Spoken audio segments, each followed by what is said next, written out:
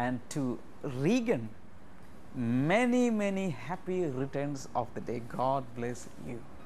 ഇന്ന് പരീക്ഷ എഴുതുന്ന വിദ്യാർത്ഥികൾക്ക് വേണ്ടി ഈ സമയത്ത് നമ്മൾ ഒരുമിച്ച് പ്രാർത്ഥിക്കാൻ പോവുകയാണ്. നിങ്ങളുടെ വീട്ടിൽ പരീക്ഷ എഴുതുന്ന വിദ്യാർത്ഥികൾ ഇല്ലെങ്കിൽ പോലും ലോകമെമ്പാടും അനേകർ എഴുതിക്കൊണ്ടിരിക്കുക. അവർക്ക് വേണ്ടി ഈ സമയം നമുക്ക് ഒരുമിച്ച് പ്രാർത്ഥിക്കാം. കർത്താവേ, അങ്ങയുടെ നാമത്തിൽ ഇന്ന് വിദ്യാർത്ഥികളെ അനുഗ്രഹിക്കുന്നു. ചെറുതും വലുതുമായ എക്സാമിന് അവർ അപ്പിയർ ചെയ്യുമ്പോൾ കർത്താവെ, ഈ നിമിഷം വരെ പ്രിപ്പയർ ചെയ്തതെല്ലാം ഓർമ്മയിൽ ആ സമയത്ത് വരാൻ കർത്താവിൻ്റെ സഹായത്തോടുകൂടി അത് എഴുതാൻ ഓരോരുത്തരെ സഹായിക്കണമേ. എല്ലാ ഭയങ്ങളും മാറട്ടെ, രോഗങ്ങൾ മാറട്ടെ, ആശങ്കകൾ മാറട്ടെ.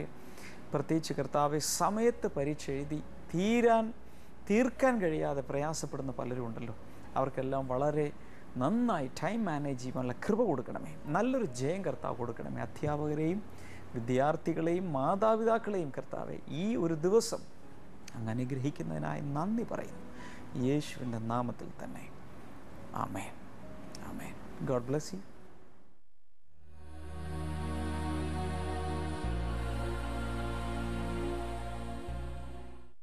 കഴിഞ്ഞ ആഴ്ചയിലും അതിന് മുമ്പത്തെ ആഴ്ചയിലും ഓരോ ആഴ്ചയിലെ ആദ്യത്തെ 3 ദിവസങ്ങൾ വീതം ഞാൻ നൽകിക്കൊണ്ടിരുന്ന ദ 7 IAMs ഓഫ് ക്രൈസ്റ്റ്, ക്രിസ്തുവിൻ്റെ ഞാനാകുന്നു എന്നുള്ള 7 പ്രസ്താവനകളെ ബേസ് ചെയ്തുള്ള സന്ദേശ പരമ്പരയാണ്. യേശുവിനെ കൂടുതൽ അറിയാൻ ഇതിലൂടെ കർത്താവ് നമുക്ക് ഇടയാക്കട്ടെ. തുടർന്ന് നമുക്ക് ഇന്നത്തെ ദി IAM സ്റ്റേറ്റ്മെൻറ്റിലേക്ക് നമുക്ക് പോകാം. യോഹന്നാൻ്റെ സുവിശേഷം 11-ാം അധ്യായം 25-ാമത്തെ വാക്യത്തിലാണ് 5-ാമത്തെ IAM സ്റ്റേറ്റ്മെൻറ്റ് കാണുന്നത്. യേശു ഇങ്ങനെയാണ് പറയുന്നത്: I am the resurrection and the life. ഞാൻ തന്നെ പുനരുത്ഥാനവും ജീവനും ആകുന്നു. ഈ ഭാഗമാണ് നമ്മൾ ഇന്ന് ചിന്തിക്കാൻ പോകുന്നത്. ആ വാക്യം നമുക്കൊന്ന് എടുത്ത് വായിക്കാം. യോഹന്നാൻ്റെ സുവിശേഷം 11:25. അതിന് യേശു: ഞാൻ തന്നെ പുനരുത്ഥാനവും ജീവനുമാകുന്നു. എന്നിൽ വിശ്വസിക്കുന്നവൻ മരിച്ചാലും ജീവിക്കും. 25 കൂടി ചേർത്ത് വായിച്ചാൽ: ജീവിച്ചിരുന്ന് എന്നിൽ വിശ്വസിക്കുന്ന ആരും ഒരിക്കലും മരിക്കയില്ല. ഇത് നീ വിശ്വസിക്കുന്നു.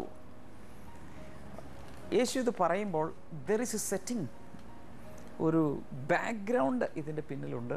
ബാക്ക്ഗ്രൗണ്ട് ഇത്രയേ ഉള്ളൂ: മരിച്ചവനായിരുന്ന 4 ദിവസങ്ങൾക്ക് മുമ്പ് മരിച്ച് ശവസംസ്കാരം കഴിഞ്ഞ ലാസർ എന്ന ഒരു യുവാവിനെ യേശു ജീവനിലേക്ക് തിരിച്ചു വരുത്തി. യേശു അവനെ ഉയർപ്പിച്ചു. യേശുവിൻ്റെ ജീവിതകാലത്ത് കുറഞ്ഞത് 3 പേരെയെങ്കിലും ഉയർപ്പിച്ചതായി നമുക്ക് ബൈബിളിൽ കാണാൻ കഴിയും. ഒന്ന് ലാസറാണ്. രണ്ടാമത് നയീൻ എന്ന ഒരു പട്ടണത്തിലെ ഒരു വിധവ, അവളുടെ മകൻ മരിച്ചുപോയി, കർത്താവ് എഴുന്നേൽപ്പിച്ചു. കൂടാതെ ജൈറസ് അല്ലെങ്കിൽ യായിറോസ് എന്നൊരു പള്ളി പ്രമാണിയുടെ മകൾ മരിച്ചു, അവളെയും കർത്താവ് ഉയർത്തെഴുന്നേൽപ്പിച്ചു. യേശു പറയുന്നത്: ഞാൻ പുനരുത്ഥാനവും ജീവനും ആകുന്നു. എന്നിൽ വിശ്വസിക്കുന്നവൻ മരിച്ചാലും ജീവിക്കും. യേശു ഇത് പറഞ്ഞ ശേഷം അധികം താമസിയാതെ മരിച്ചുപോയ ലാസറെ അവൻ ഉയർത്തെഴുന്നേൽപ്പിച്ചു. മരണത്തിൻ്റെ മേൽ തനിക്ക് അധികാരമുണ്ട്. മരിച്ചുപോയൊരു വ്യക്തിയെ ജീവനിലേക്ക് തിരിച്ചു കൊണ്ടുവരാൻ സാധിക്കും, തനിക്കതിനുള്ള ശക്തിയുണ്ട് എന്ന് തെളിയിച്ചുകൊണ്ടാണ് യേശു ഇത് പറയുന്നത്.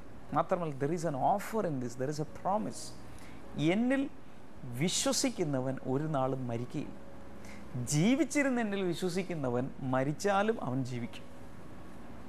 അങ്ങനെ മരണശേഷവും ഒരു ജീവിതം ഓഫർ ചെയ്യുന്ന ഒരു സ്റ്റേറ്റ്മെൻറ്റ് കൂടിയാണ് ഇത്. എൻ്റെ ചെറുപ്പകാലത്ത് വളരെയധികം ആശങ്കാജനകമായ അല്ലെങ്കിൽ കൺഫ്യൂസിങ് ആയിട്ടുള്ള സിറ്റുവേഷൻസിലൂടെയൊക്കെ ഞാൻ പോയിട്ടുണ്ട്. എൻ്റെ അതേ പ്രായമുണ്ടായിരുന്ന എൻ്റെ ഒരു കസിൻ സിസ്റ്റർ വളരെ പെട്ടെന്ന് ബ്ലഡ് ക്യാൻസർ ബാധിച്ച് മരിച്ചുപോയി. അതെന്നെ വല്ലാതെ ചിന്തിപ്പിച്ചു. എൻ്റെ ആ സിസ്റ്റർ എങ്ങോട്ടാണ് പോയത്? അവളിപ്പോൾ എവിടെയായിരിക്കും? അവളുടെ ആത്മാവ് എവിടെ എത്തി? ആത്മാവുണ്ടോ? മരണശേഷം ഒരു ജീവിതമുണ്ടോ? സ്വർഗമുണ്ടോ? നരകമുണ്ടോ? ഒരു ആത്മീയ ലോകമുണ്ടോ? ഇതൊക്കെ ഇങ്ങനെ വല്ലാതെ ചിന്തിപ്പിക്കുന്ന ഒരു ഒരു ഒരു ഒരു അവസരമായിരുന്നു. മാത്രമല്ല, ആ സമയങ്ങളിലാണെന്നാണ് എൻ്റെ ഓർമ്മ 1980-കളിൽ മലയാള മനോരമ സൺഡേ സപ്ലിമെൻറ്റിൽ ജസ്റ്റിസ് VR കൃഷ്ണയ്യർ ആണെന്നാണ് എൻ്റെ ഓർമ്മ, അദ്ദേഹം എഴുതിയ നീരജ മിശ്ര എന്നൊരു പെൺകുട്ടിയുടെ മരണവും എയർ ഹോസ്റ്റസ് ആയിരുന്ന അവളുടെ മരണം, അതിനുശേഷം അവൾ മരിച്ചു പോയെങ്കിലും തൻ്റെ മാതാപിതാക്കളുമായി പല രീതിയിൽ കമ്മ്യൂണിക്കേറ്റ് ചെയ്തെന്നും എൻ്റെ ഓർമ്മ എത്രത്തോളം ശരിയാണെന്ന് അറിഞ്ഞുകൂടെ അന്ന് വായിച്ചതാണ്. ഈ ഭാഗങ്ങളെല്ലാം കൂടി വായിച്ചപ്പോൾ ഞാൻ ഒത്തിരി ചിന്തിക്കാൻ തുടങ്ങി മരണാനന്തര ജീവിതത്തെക്കുറിച്ച്. ഇതൊക്കെ ശരിയാണോ? ബൈബിളിലും ഇങ്ങനെയൊക്കെ കേൾക്കുന്നുണ്ട്, പലരും പറഞ്ഞു കേൾക്കുന്നുണ്ട്, പ്രേതങ്ങളിങ്ങനെ നടക്കുമെന്ന് പറയുന്നുണ്ട്, മരണശേഷം ആത്മാവ് ചുറ്റിപ്പറ്റി നടക്കും. ഇതൊക്കെ ശരിയാണോ? ഇങ്ങനെ വല്ലാത്തൊരു ചിന്ത എന്നെ ഭരിച്ചൊരു സമയമുണ്ട്. എന്നാൽ അവസാനം എൻ്റെ സെർച്ച് ചെന്ന് എത്തിച്ചേരുന്നത് ബൈബിളിലാണ്. ബൈബിളിൽ യേശു പറയുകയാണ്, പുനരുത്ഥാനവും ജീവനും ഞാനാകുന്നു, എന്നിൽ വിശ്വസിക്കുന്നവൻ ഒരു നാളും മരിക്കുകയില്ല. മറ്റൊരർത്ഥത്തിൽ പറഞ്ഞാൽ, എന്നിൽ വിശ്വസിച്ചു ഇരിക്കുന്ന ഒരാൾ മരിച്ചാലും അവൻ ജീവിക്കും. ഇങ്ങനെയുള്ള യേശുവിൻ്റെ പ്രസ്താവനകൾ എന്നെ വല്ലാതെ വെല്ലുവിളിച്ചു. അങ്ങനെ ദൈവജനത്തിൽ ജീവനെക്കുറിച്ചും മരണാനന്തര ജീവിതത്തെക്കുറിച്ചും ഉയർത്തെഴുന്നേൽപ്പിനെക്കുറിച്ചും ഒക്കെ ഞാൻ പഠിക്കാൻ തുടങ്ങി. അതിലെ കുറച്ച് കാര്യങ്ങൾ മാത്രം ഈ എപ്പിസോഡിൽ ഞാൻ നിങ്ങളുമായി പങ്കുവയ്ക്കാൻ ആഗ്രഹിക്കുന്നു. ഞാൻ കണ്ടെത്തിയ ചില യാഥാർത്ഥ്യങ്ങളാണ് നിങ്ങളുമായി പങ്കുവയ്ക്കുക. ഒരുപക്ഷെ നിങ്ങളും ദൈവമുണ്ടോ, പിശാചുണ്ടോ, ഒരു ആത്മീയ ലോകമുണ്ടോ, ഇതൊക്കെ കേട്ടുകേൾവിയാണോ, തോന്നലുകളാണോ, സങ്കല്പമാണോ എന്നൊക്കെ ചിന്തിക്കുന്ന പലരും ഈ എപ്പിസോഡ് കാണുന്നുണ്ടായിരിക്കാം. നിങ്ങൾക്കും ആധികാരികമായി ഇതിനെക്കുറിച്ച് പറഞ്ഞിരിക്കുന്ന ഒരൊറ്റ പുസ്തകമേ ഉള്ളൂ, ബൈബിൾ. ആ ബൈബിൾ ഡീപ്പായി വായിച്ചാൽ ഇതിൽ നിന്നും സത്യങ്ങൾ മനസ്സിലാക്കാനും അനുഭവങ്ങൾ ഉണ്ടാകാനും ഒക്കെ ദൈവം ഇടയാക്കും. അതിലേക്കാണ് നമ്മൾ ഇനി പോകാൻ പോകുന്നത്. ബൈബിൾ നമ്മൾ പഠിക്കുമ്പോൾ മനസ്സിലാക്കാൻ കഴിയുന്നൊരു കാര്യം, വ്യക്തമായും സ്പഷ്ടമായും പല സ്ഥലങ്ങളിലായി ബൈബിളിൽ പറഞ്ഞിരിക്കുന്നതനുസരിച്ച് മനുഷ്യന് ഒരു ശരീരമുണ്ട്. Man has a physical body. എന്നാൽ അവിടെ കൊണ്ട് തീരുന്നില്ല. മനുഷ്യൻ്റെ അകത്ത് there is a soul, SOUL, soul, അഥവാ ദേഹി, പ്രാണൻ, ജീവൻ എന്നൊക്കെ ട്രാൻസ്ലേറ്റ് ചെയ്യാറുണ്ട്. മനുഷ്യൻ്റെ അകത്ത് അങ്ങനെ ഒന്നുണ്ട്. കൂടാതെ മാൻ ഹാസ് എ സ്പിരിറ്റ്, മനുഷ്യന് ഒരു ആത്മാവുണ്ട്. ഇങ്ങനെ 3 ഘടകങ്ങളുള്ള ട്രൈപാർട്ടൈറ്റ് ബീയിങ് ആണ് മനുഷ്യൻ. ഇതാണ് ബൈബിൾ വെളിപ്പെടുത്തുന്നത്. കർത്താവ് യേശു പറഞ്ഞു, ആകാശവും ഭൂമിയും മാറിയാലും ഈ വചനങ്ങൾ മാറിയില്ല. It is so clear, it is so authoritative. ആ ബൈബിളാണ് പറയുന്നത് മനുഷ്യന് 3 ഘടകങ്ങളുണ്ട്.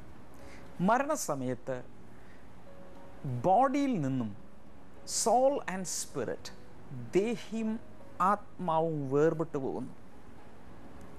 ഇങ്ങനെ വിട്ടുപോകുന്ന ദേഹിയും ആത്മാവും തിരിച്ച് ബോഡിയിലേക്ക് വന്ന് വീണ്ടും പഴയതുപോലെ ആയിത്തീർന്നാൽ അതിൻ്റെ പേരാണ് പുനരുത്ഥാനം അല്ലെങ്കിൽ ഉയർപ്പ്, റെസറക്ഷൻ.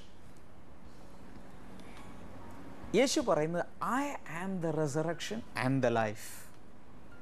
ഒരാൾ മരിച്ചാൽ അയാളിങ്ങനെ 3 പാർട്ടായി മാറിപ്പോകുന്നെങ്കിലും അയാളെ തിരികെ പഴയ രൂപത്തിൽ കൊണ്ടുവരുവാൻ എനിക്ക് സാധിക്കും. അത് തെളിയിക്കാനാണ് ഈ ഡെക്ലറേഷന് ശേഷം യേശു ലാസറിനെ ഉയർത്തെഴുന്നേൽപ്പിച്ചത്. It's only a sample. എല്ലാ ബൈബിൾ പ്രേമികൾക്കുമായി ബ്ലെസ്സിംഗ് ടുഡേ ഒരുക്കുന്നു Bible and you mega contest 2012. Mathayi, Markose, Lukose, Yohannan എന്നീ 4 സുവിശേഷങ്ങളിൽ നിന്നും മാത്രമുള്ള 100 ചോദ്യങ്ങൾ. ആദ്യ റൗണ്ട് ഒബ്ജക്റ്റീവ് ടൈപ്പ് എഴുത്ത് പരീക്ഷ. കേരളത്തിൽ എല്ലാ ജില്ലകളിലും വിവിധ സെന്ററുകളിൽ വെച്ച് ഇംഗ്ലീഷിലും മലയാളത്തിലുമുള്ള ചോദ്യപേപ്പർ. തീയതി 2012 മെയ് 12, 2ാം ശനിയാഴ്ച രാവിലെ 11 മുതൽ 12:30 വരെ. വിജയികൾക്ക് മാർക്ക് അനുസരിച്ച് സർട്ടിഫിക്കറ്റുകളും മെഡലുകളും. ഏറ്റവും കൂടുതൽ മാർക്ക് വാങ്ങുന്നവരെ പങ്കെടുപ്പിച്ചുകൊണ്ടുള്ള ഫൈനൽ റൗണ്ട് ജൂലൈ 14, 2ാം ശനിയാഴ്ച കൊച്ചിയിൽ വച്ച്.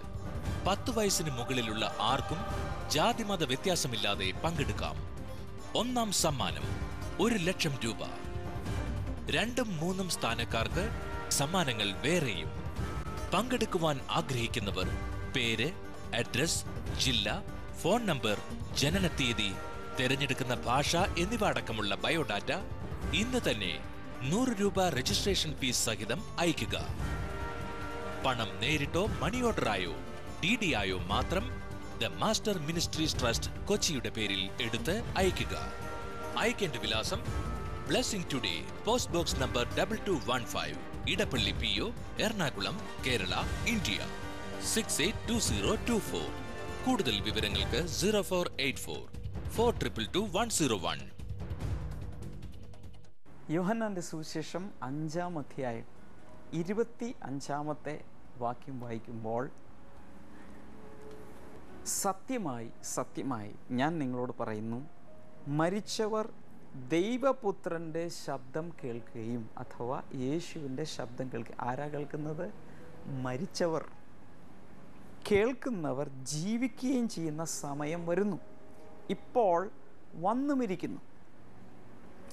അതിനുശേഷം 28-ാമത്തെ വാക്യം, യോഹന്നാൻ 5:28, നിങ്ങൾ ഇതിൽ ആശ്ചര്യപ്പെടരുത്. ശവക്കുഴികളിലുള്ളവർ, ശവസംസ്കാരം കഴിഞ്ഞ് കിടക്കുന്നവർ എല്ലാവരും, ഒരാളല്ല, ക്രിസ്ത്യാനികളെന്ന് ഇവിടെ പറഞ്ഞിട്ടില്ല, ഇന്ന ജാതിക്കാരെന്ന് പറഞ്ഞിട്ടില്ല, സ്ത്രീകളെന്നോ പുരുഷന്മാരെന്നോ പറഞ്ഞിട്ടില്ല, ഏജ് പറഞ്ഞിട്ടില്ല, എല്ലാവരും അവൻ്റെ ശബ്ദം കേട്ട്, യേശുവിൻ്റെ ശബ്ദം കേട്ട് പുറത്തു വരുന്ന സമയം അടുത്തിരിക്കുന്നു. 29, നന്മ ചെയ്തവർ ജീവനായും തിന്മ ചെയ്തവർ ശിക്ഷാവിധിക്കായും ഉയിർത്തെഴുന്നേൽക്കും. യേശു പറയുന്ന പുനരുത്ഥാനവും ജീവനും ഞാനാകുന്നു എന്ന് പറഞ്ഞാൽ അതിൻ്റെ അർത്ഥമാണ് ഈ കാണുന്നത്. എല്ലാവരും ഉയർത്തെഴുന്നേൽക്കും. ഇന്ന് യേശുവിൽ വിശ്വസിച്ചാലും വിശ്വസിച്ചില്ലെങ്കിലും, ഏത് ജോലി ചെയ്ത് ജീവിച്ച ആളായാലും, വിവാഹം കഴിഞ്ഞാലും വിവാഹം കഴിഞ്ഞില്ലേലും, എല്ലാവരും, മരിച്ചു പോകുന്ന എല്ലാവരും യേശുവിൻ്റെ ശബ്ദം കേട്ട് ഉയർത്തെഴുന്നേൽക്കുന്ന ഒരു ദിവസം വരുന്നുണ്ട്. നന്മ ചെയ്തവർ ജീവന് വേണ്ടി, അഥവാ നിത്യജീവന് വേണ്ടി ഉയർത്തെഴുന്നേൽക്കുമ്പോൾ, നന്മ ചെയ്യാതെ തിന്മ ചെയ്ത് ജീവിച്ചവർ നിത്യശിക്ഷാവിധിക്ക് വേണ്ടി അവർ ഉയർത്തെഴുന്നേൽക്കും. അപ്പോൾ 2 വിധത്തിലാണ് ഉയർപ്പ്, അവിടെ 2 കാറ്റഗറിയിലാണ് ഉയർപ്പ് കാണുന്നത്.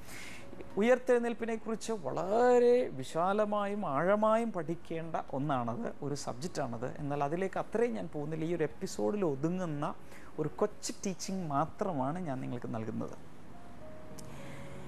ഇവിടെ ഉയർപ്പ് എന്ന് പറയുമ്പോൾ 2 തരത്തിലുള്ള ഉയർപ്പാണ് നമ്മളിവിടെ കണ്ടത്. ഒന്ന്, നന്മ ചെയ്തവരുടെ ഉയർപ്പ്. 2, തിന്മ ചെയ്തവരുടെ ഉയർപ്പ്.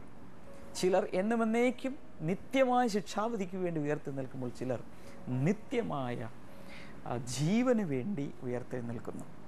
ഇങ്ങനെയാണ് ദൈവത്തിൻ്റെ വചനം. അത് കൂടാതെ ഈ ഉയർപ്പ് തന്നെ 2 തരത്തിലുണ്ട്.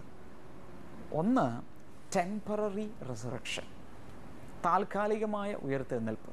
2, പെർമനൻറ്റ് റിസറക്ഷൻ, അഥവാ എന്നുമെന്നേക്കുമുള്ള ഉയർത്തെഴുന്നേൽപ്പ്. യേശുവിൻ്റെ ശുശ്രൂഷയിൽ ഇത് 2ഉം നടക്കുന്നുണ്ട്. പഴയ നിയമത്തിൽ ഏലിയാവ് എന്ന ഒരു പ്രവാചകൻ ജീവിച്ചിരുന്നു. ആ സമയത്ത് ശൂനേംകാരിയായ ഒരു സ്ത്രീയുടെ മകൻ മരിച്ചുപോയി. എന്നാൽ ഏലിയാവ് പ്രാർത്ഥിച്ചപ്പോൾ ആ മകൻ ജീവിച്ചു. അതിൻ്റെ അർത്ഥം അത് പെർമനൻ്റായിട്ടുള്ള ഒരു ഉയർത്തെഴുന്നേൽപ്പല്ല. അവൻ്റെ ആയുസ് പൂർത്തിയായി കഴിഞ്ഞപ്പോൾ അവൻ വീണ്ടും മരിച്ചു. അതുപോലെ തന്നെ ഏലീശ എന്ന പ്രവാചകൻ തൻ്റെ സക്സസറാണ്. തന്നെ കൊണ്ടുപോയി കവറടക്കി. എന്നാൽ ഒരു ഡെഡ് ബോഡി ചുമന്നുകൊണ്ട് ഒരാൾ വരുമ്പോൾ, ശത്രുക്കളുടെ ആക്രമണം ഉണ്ടായപ്പോൾ, ആ ഏലീശയുടെ അസ്ഥികൾ കിടക്കുന്ന ആ കല്ലറയിൽ കൊണ്ടുപോയി ഡെഡ് ബോഡി ഉപേക്ഷിച്ചിട്ട് അവർ ഓടി. പക്ഷേ ഏലീശയുടെ ഡെഡ് ബോഡിയെ ടച്ച് ചെയ്തപ്പോൾ ആ വ്യക്തി ഉയർത്തെഴുന്നേറ്റു, മരിച്ചുപോയവൻ ഉയർത്തെഴുന്നേറ്റു. ഇങ്ങനെ പഴയ നിയമത്തിൽ താൽക്കാലികമായ റെസറക്ഷൻ നമ്മൾ പലതും കാണുന്നുണ്ട്. അതുപോലെ തന്നെ പുതിയ നിയമത്തിൽ നമ്മൾ കാണുന്നുണ്ട്. യേശുവിൻ്റെ ശുശ്രൂഷയിൽ തന്നെ 3 പേർ ഉയർത്തെഴുന്നേറ്റതായി ഞാൻ നിങ്ങളോട് പറഞ്ഞു. പത്രോസ് പ്രാർത്ഥിക്കുമ്പോൾ തബീഥ എന്നൊരു സ്ത്രീ ഉയർത്തെഴുന്നേറ്റതായി നമ്മൾ കാണുന്നുണ്ട്. അതുപോലെ പൗലോസ് ഒരു ദിവസം അർദ്ധരാത്രി വരെ പ്രസംഗിക്കുമ്പോൾ ഒരാൾ ജനലിൻ്റെ മുകളിൽ നിന്ന് യൂത്തിക്കോസ് എന്നൊരു മനുഷ്യൻ, ഒരു യുവാവ് താഴെ വീണ്, 2ാം നിലയിൽ താഴെ വീണ് കഴുത്തൊടിഞ്ഞു മരിച്ചു. എന്നാൽ പൗലോസ് പ്രാർത്ഥിച്ചപ്പോൾ അയാൾക്ക് ജീവൻ തിരിച്ചു കിട്ടി. ഇങ്ങനെ പലപ്പോഴും പലരും, മരിച്ചുപോയ ആളുകൾ ഉയർത്തെഴുന്നേൽക്കുന്നുണ്ട്. പക്ഷേ അയാളുടെ ആയുസ്സിൻ്റെ പൂർത്തിയിൽ അയാൾ മരിക്കും. ലാസർ വീണ്ടും മരിച്ചു. നയീൻ പട്ടണത്തിലെ വിധവയുടെ മകൻ വീണ്ടും മരിച്ചു. യായിറൂസിൻ്റെ മകൾ വീണ്ടും മരിച്ചു. എന്നാൽ അതിനെക്കുറിച്ചല്ല, സ്ഥിരമായ നിത്യമായ ഒരു ഉയർത്തെഴുന്നേൽപ്പ് കൂടെ ഉണ്ട് എന്ന് ദൈവത്തിൻ്റെ വചനം നമ്മളോട് പറയുന്നു. ഇനി വളരെ രസകരമായൊരു കാര്യം ഞാൻ നിങ്ങളെ കാണിച്ചു തരാം. റോമാ ലേഖനം 8-ാം അധ്യായം 11-ാമത്തെ വാക്യം നമുക്കൊന്ന് ഈ സമയത്ത് വായിച്ചു നോക്കാം. ഈ വാക്യം നമ്മളോട് പറയുന്നത്, യേശുവിനെ മരിച്ചവരിൽ നിന്ന് ഉയിർപ്പിച്ചവൻ്റെ ആത്മാവ് നിങ്ങളിൽ വസിക്കുന്നുവെങ്കിൽ, ക്രിസ്തുവിനെ മരിച്ചവരിൽ നിന്ന് ഉയർപ്പിച്ചവൻ നിങ്ങളിൽ വസിക്കുന്ന തൻ്റെ ആത്മാവിനാൽ നിങ്ങളുടെ മർത്യ ശരീരങ്ങളെയും ജീവിപ്പിക്കും. ഒന്നുകൂടി വായിക്കും.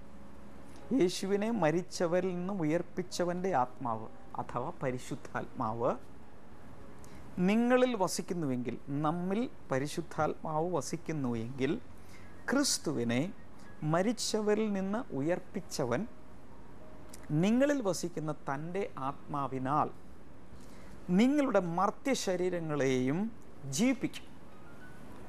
അതിൻ്റെ അർത്ഥം, യേശു ഉയർത്തെഴുന്നേറ്റത് പോലെയുള്ള ഒരു ഉയർത്തെഴുന്നേൽപ്പ് നമുക്ക് ലഭിക്കണമെങ്കിൽ നമ്മുടെ അകത്ത് പരിശുദ്ധാത്മാവ് വസിക്കണം. പരിശുദ്ധാത്മാവിൻ്റെ ആ വാസത്താലാണ് നമ്മുടെ ശരീരങ്ങൾ യേശു ഉയർത്തെഴുന്നേറ്റതുപോലെ ഉയർപ്പിന് യോഗ്യമായി മാറുന്നത്. ഇല്ലെങ്കിൽ യോഹന്നാൻ 5-ാം അധ്യായത്തിൽ വായിച്ചതുപോലെ തിന്മ ചെയ്തവർ തിന്മയ്ക്ക് വേണ്ടിയുള്ള, നിത്യനാശത്തിന് വേണ്ടിയുള്ള, ശിക്ഷാവിധിക്ക് വേണ്ടിയുള്ള ഒരു ഉയർത്തെഴുന്നേൽപ്പായിരിക്കും അവർക്ക് ലഭിക്കുന്നത്. ഈ രണ്ട് കാര്യങ്ങളും നമ്മൾ കാറ്റഗറൈസ് ചെയ്ത് വ്യക്തമായി മനസ്സിലാക്കണം. എനിക്ക് ഈ ഒരു എപ്പിസോഡിലൂടെ വളരെ ലിമിറ്റഡാണ്, ഒത്തിരിയധികം പറയാൻ സമയമില്ലാത്തതുകൊണ്ട് വളരെ ഷോർട്ടായി മാത്രം ചില വാക്യങ്ങൾ തന്ന് ഞാൻ പറഞ്ഞതേ ഉള്ളൂ. ഇത് ഒത്തിരി ആഴത്തിൽ പഠിക്കേണ്ട ഒരു സബ്ജക്റ്റാണ്. ഒരുപക്ഷെ ദൈവം അനുവദിച്ചാൽ ഫ്യൂച്ചറിൽ റെസറക്ഷൻ എന്നതിനെക്കുറിച്ച് മറ്റൊരു സീരീസ് നമുക്ക് ചെയ്യാൻ കഴിയും. എന്നാൽ കിട്ടിയത് വെച്ച് നിങ്ങൾ ഒരു പഠനവും ഒരു ഗവേഷണവും ആരംഭിക്കുക. ദൈവവചനത്തിൽ എവിടെയെല്ലാം ഉയർപ്പിനെക്കുറിച്ച് പറഞ്ഞിട്ടുണ്ട് അതിനെക്കുറിച്ച് കൂടുതൽ ആഴത്തിൽ പഠിക്കുക. ഉയർപ്പിന് തന്നെ പല നിരകളുണ്ട്. ബൈബിൾ പറയുന്നതനുസരിച്ച് 1 കൊരിന്ത്യർ 15-ാം അധ്യായത്തിൽ നമ്മൾ വായിക്കുന്നത്, യേശു കർത്താവാണ് ആദ്യ ഫലമായി ഉയർത്തെഴുന്നേറ്റത്. ഇനിയുള്ളവർ യേശുവിൻ്റെ 2ാമത്തെ വരവിങ്കിൽ ഉയർത്തെഴുന്നേൽക്കുമെന്നും അതിനുശേഷം ഓരോ നിരകളുണ്ടെന്നും ഒക്കെ വ്യക്തമായി 1 കൊരിന്ത്യർ 15-ാം അധ്യായത്തിൽ നമ്മൾ വായിക്കുന്നുണ്ട്. അതിനെക്കുറിച്ചൊക്കെ തുടർന്നും വായിക്കുക. ദൈവം ധാരാളമായി അനുഗ്രഹിക്കട്ടെ. ഒന്ന് മാത്രം എനിക്ക് നിങ്ങളോട് പറയാനുണ്ട്, നിങ്ങൾ മരിക്കും, ഞാനും മരിക്കും. നമ്മളെല്ലാവരും ഒരു ദിവസം മരിക്കേണ്ടി വരും. എബ്രായ ലേഖനം 9:27 പറയുന്ന, ഒരിക്കൽ മരണവും പിന്നെ ന്യായവിധിയും സകല മനുഷ്യർക്കും ദൈവം നിയമിച്ചു വെച്ചിരിക്കുക. അതിൽ നിന്ന് ആർക്കും രക്ഷ പ്രാപിക്കാൻ സാധ്യമല്ല. ഡോക്ടേഴ്സും മരിക്കും, പേഷ്യൻറ്റും മരിക്കും, പ്രൈം മിനിസ്റ്ററും മരിക്കും, മുഖ്യമന്ത്രിയും മരിക്കും, പഞ്ചായത്ത് പ്രസിഡൻറ്റും മരിക്കും, സാധാരണക്കാരനും മരിക്കും, അച്ഛനും മരിക്കും, പാസ്റ്ററും മരിക്കും. അതുപോലെ ഏത് തൊഴിലിൽപ്പെട്ടവരും മരിക്കേണ്ടി വരും. എന്നാൽ മരണശേഷമുള്ള അവസ്ഥ വ്യക്തമായി അതുണ്ടെന്നോ ഉണ്ടായിരിക്കാം എന്ന് ഒന്നുമല്ല വചനം പറയുന്നത്. വ്യക്തമായി പറയുന്നു, there is a resurrection. എല്ലാവർക്കുമുണ്ട്. അതിനുവേണ്ടി നമ്മൾ പ്രിപ്പയർഡ് ആകുക. തുടർന്ന് നമുക്ക് ഇന്നത്തെ മിറക്കിൾസ് ടുഡേയിലേക്ക് പോകാം. ദൈവം ധാരാളമായി ഇതിലൂടെ നിങ്ങൾ അനുഗ്രഹിക്കട്ടെ, വിശ്വാസം വർദ്ധിക്കട്ടെ. അതിനുശേഷം ഞാൻ നിങ്ങൾക്ക് വേണ്ടി പ്രാർത്ഥിക്കും. ബ്രദർ, ഈ സഹോദരിയുടെ പേര് ജിബി, എടപ്പള്ളി ടോളിലാണ് താമസിക്കുന്നത്.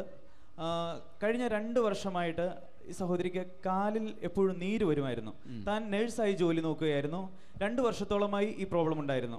1 വർഷത്തോളം താൻ ജോലിക്ക് പോകാൻ പറ്റാതെ വീട്ടിലിരിക്കുകയായിരുന്നു.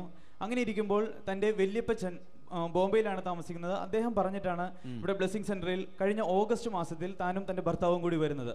അന്ന് ഷമ സിസ്റ്റർ ഇവർക്ക് വേണ്ടി പ്രാർത്ഥിച്ചു. ആ ആഴ്ച തന്നെ തൻ്റെ കാലിലെ നീരും വേദനയും തന്നെ വിട്ടു മാറി. കൂടാതെ നടുവേദനയും ഉണ്ടായിരുന്നു, ഡിസ്കിന് അകൽച്ചയുണ്ടായിരുന്നു, അതുമൂലമുള്ള വേദനയാണെന്നാണ് പറയുന്നത്. ആ നടുവേദനയും ആ ആഴ്ചയിൽ തന്നെ വിട്ടുമാറി. കൂടാതെ അടുത്ത ആഴ്ച ആയപ്പോഴേക്കും താൻ 1 വർഷമായിട്ട് ജോലിക്ക് പോകാതിരിക്കുകയായിരിക്കുന്നു. തനിക്ക് കുവൈറ്റിൽ ഒരു നേഴ്സായിട്ട് ഒരു ചാൻസ് വന്നു. അതിനുവേണ്ടി ഒരു 5 ലക്ഷം രൂപയുടെ ആവശ്യമുണ്ടായിരുന്നു. അതും പലരായി ആ എമൗണ്ട് ഇവർക്ക് കൊടുക്കാമെന്ന് പറഞ്ഞു. അതിലൊരു അത്ഭുതം പറയാനുള്ളത്, ഇവർ ഇവിടെ വാടകയ്ക്ക് താമസിക്കുകയാണ്. വീടിനടുത്ത് യാതൊരു പരിചയവുമില്ലാത്ത ഒരു ആൻറ്റി ഇവർക്കായി 1,00,000 രൂപ ഒരു ഡോക്യുമെന്റും ഇല്ലാതെ ഇവർക്കായി വായ്പയായി കൊടുത്തു. ഫെബ്രുവരി 25-ാം തീയതി താൻ കുവൈറ്റിലേക്ക് ജോലിക്കായി പോവുകയാണ്. ഓഹോ, ഞങ്ങളെ വിട്ട് പോവുകയാണ്. അനുഗ്രഹം കിട്ടി, പ്രൊമോഷൻ കിട്ടി പോവുക.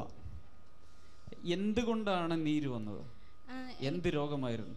നടുവേന എനിക്ക് ഒരു 10th പഠിച്ചപ്പോൾ മുതലേ ഉണ്ടായിരുന്നു. അപ്പോൾ ഡോക്ടേഴ്സിൻ്റെ അടുത്ത് ഞാൻ പോയി കഴിഞ്ഞ് വെയിറ്റ് ഇട്ട് ഒരു 6 മാസത്തോളം കിടന്നായിരുന്നു. ഓക്കെ, അതിന്റെ കാരണമായിട്ടാണോ നീര് വന്നുകൊണ്ടിരുന്നത്? അപ്പൊ അങ്ങനെ നീര് വന്നുകൊണ്ടിരിക്കുവായിരുന്നു. ഡിസ്കിന്റെ പ്രോബ്ലവുമായി കണക്റ്റഡ് ആയിട്ടായിരുന്നു ഈ നീര് ഉണ്ടായിരുന്നത്. അത് എത്ര നാളുണ്ടായിരുന്നു? ഇപ്പൊ 2 വർഷമായിട്ട് കണ്ടിന്യൂസ് നീരായിരുന്നു. അപ്പൊ ജോലിക്ക് പോകാൻ പറ്റാത്ത ഒരു അവസ്ഥയായിപ്പോയി. കാരണം നിന്ന് ജോലി ചെയ്യണം. അങ്ങനെയാണ് ജോലിക്ക് പോകാതെ. ഓക്കെ, 2 വർഷമായി ജോലിക്ക് പോലും പോകാൻ പറ്റാത്ത രീതിയിൽ കാലിൽ നീരായിരുന്നു. കർത്താവ് എടുത്ത് മാറ്റി സൗഖ്യമാക്കി. കാലിൻ്റെ പാദത്തിൽ ഇപ്പോൾ നീരേയില്ല. നോർമലായിട്ടുള്ള കാലുകളുമായിട്ട് ഇവിടെ ചവിട്ടി നിൽക്കുന്നു. കൈകളടിച്ച് യേശുവിന് നന്ദി പറയാം. ഞങ്ങളെല്ലാവരും ചേർന്ന് ഈ സഹോദരിയെ അനുഗ്രഹിക്കുന്നു. പ്രത്യേകിച്ച് കുവൈറ്റിലേക്കുള്ള യാത്രയിൽ കർത്താവ് കൂടെയിരിക്കുകയും അവിടെയുള്ള ജോലി അനുഗ്രഹമാക്കുകയും ചെയ്യണമേ. കുടുംബത്തെ അനുഗ്രഹിക്കണമേ. ആമേൻ. ഈ സമയത്ത് ഞാൻ നിങ്ങൾക്ക് വേണ്ടി പ്രാർത്ഥിക്കും. കർത്താവെ, ഇന്ന് സന്ദേശം കേൾക്കുകയും സാക്ഷ്യങ്ങൾ കാണുകയും ചെയ്ത വ്യക്തികളെ കർത്താവെ, അവരുടെ അകത്ത് വിശ്വാസമുള്ളതുകൊണ്ട് അങ്ങ് അവരെ സ്പർശിക്കണമേ, തൊടണമേ എന്ന് കർത്താവെ അങ്ങയോട് ഞാൻ പ്രാർത്ഥിക്കുന്നു. ഷുഗർ വല്ലാതെ ഉയർന്ന് ശരീരത്തിൽ വല്ലാത്ത പ്രയാസങ്ങളും ശോഷിപ്പും അകത്തുള്ള ഓർഗൻസിനൊക്കെ അഫക്റ്റ് ചെയ്യുകയും ചെയ്ത ചില വ്യക്തികളെ യേശുവിൻ്റെ നാമത്തിൽ ഇപ്പോൾ അവർക്കായി പ്രാർത്ഥിക്കുന്നവർ സൗഖ്യമാകട്ടെ. Thank you father. സൗഖ്യമാകട്ടെ. ഒരു വലിയ വിടുതൽ യേശുവിൻ്റെ നാമത്തിൽ അവർക്ക് ഉണ്ടാകട്ടെ. Thank you Lord. കർത്താവെ, വിവിധ രോഗങ്ങൾ ഇപ്പോൾ സൗഖ്യമാകട്ടെ. Thank you Jesus. ക്യാൻസർ യേശുവിൻ്റെ നാമത്തിൽ സൗഖ്യമാകട്ടെ. എയ്ഡ്സ് പോലെയുള്ള മാരക രോഗങ്ങൾ യേശുവിൻ്റെ നാമത്തിൽ ഇപ്പോൾ സൗഖ്യമാകട്ടെ. Thank you Lord. ക്ഷയരോഗം സൗഖ്യമാകട്ടെ. എലിപ്പനി പോലുള്ള രോഗങ്ങൾ യേശുവിൻ്റെ നാമത്തിൽ സൗഖ്യമാകട്ടെ. Thank you lord. ദഹനത്തിന് പ്രയാസമുള്ളവർ കർത്താവായ യേശുവിൻ്റെ നാമത്തിൽ അവർ ഇപ്പോൾ സൗഖ്യമാകട്ടെ. കർത്താവെ, പൂർണ്ണമായൊരു വിടുതൽ ഈ ജനങ്ങൾക്ക് അങ്ങ് കൊടുത്തതിനായി നന്ദി പറയും. വലിയ വിടുതൽ കർത്താവ് കൊടുക്കണമേ. Thank you father. കർത്താവെ, നീ അങ്ങനെ ചെയ്യുന്ന കൃപകൾക്കായി നന്ദി. എല്ലാ നിലകളിലും കർത്താവ് മാനിച്ച് ജനത്തെ അനുഗ്രഹിക്കണമേ. മാത്രമല്ല, യഥാർത്ഥത്തിലുള്ള നിത്യജീവൻ്റെ ഉയർപ്പിന് വേണ്ടി കർത്താവെ, ഇന്ന് ഈ വചനങ്ങൾ കേട്ടവരങ്ങ് ഒരുക്കുന്നതിനായി നന്ദി. സാമ്പത്തികമായി വലിയ വിടുതലുകൾ അങ്ങയുടെ ജനത്തിനങ്ങ് നൽകുന്നതിനായി നന്ദി പറയുന്നു. കുടുംബത്തിൽ സമാധാനമുണ്ടാകട്ടെ. മദ്യപാനികൾ മദ്യപാനം വിട്ട് ഒഴിയട്ടെ. അങ്ങയുടെ നാമത്തിൽ ജനത്തെ അനുഗ്രഹിച്ചിരിക്കുന്നു. യേശുവിൻ്റെ നാമത്തിൽ തന്നെ. ആമേൻ. Thank you father.